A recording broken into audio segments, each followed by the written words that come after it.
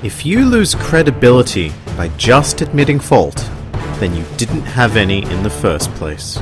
Hello and welcome to One Piece 101, the series that breaks down everyone and everything in the One Piece world. Today we're looking into a relatively new character in the series, Marine Admiral Fujitora.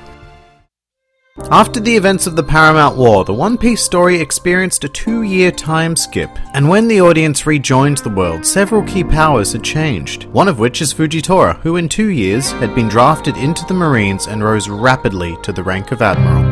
As with all admirals, his name is an epithet translating to Purple Tiger, while Fujitora's real name is Ishol.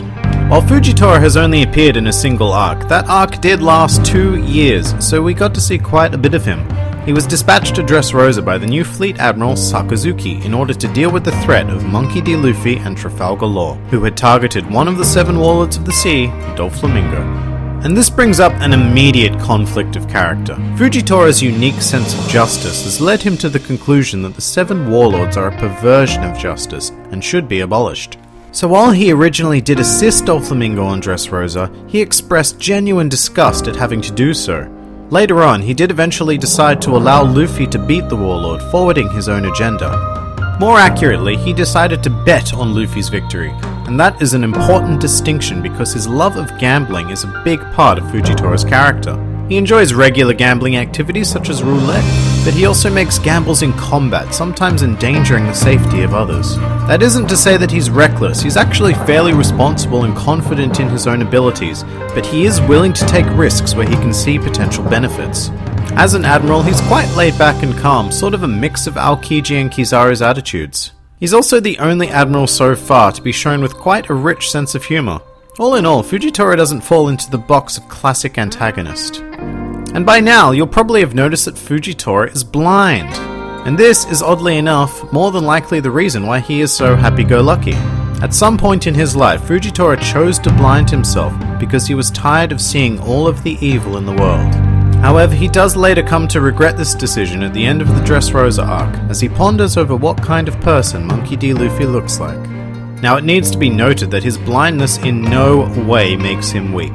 This man, like all admirals, is an absolute beast in combat, having fought Sabo, the second in command of the Revolutionary Army, to a stalemate, as well as seemingly easily countering both Luffy and Zoro at various points on Dressrosa. He has exceptional mastery of observation haki, as a blind man would have to, and he is also capable of using armament haki. Furthermore, Fujitora is also a devil fruit user. Sort of, maybe. It's actually quite unclear whether or not he's eaten a devil fruit himself.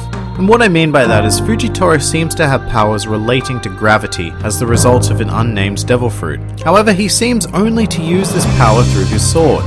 So at the moment, it's entirely possible that it is his sword that has been imbued with the gravity fruit, rather than Fujitora himself. Another popular theory is that Fujitora may possess 2 devil fruits, one imbued in the sword, and one that he has eaten himself. The combination of both is what allows him to use his crazy gravity powers.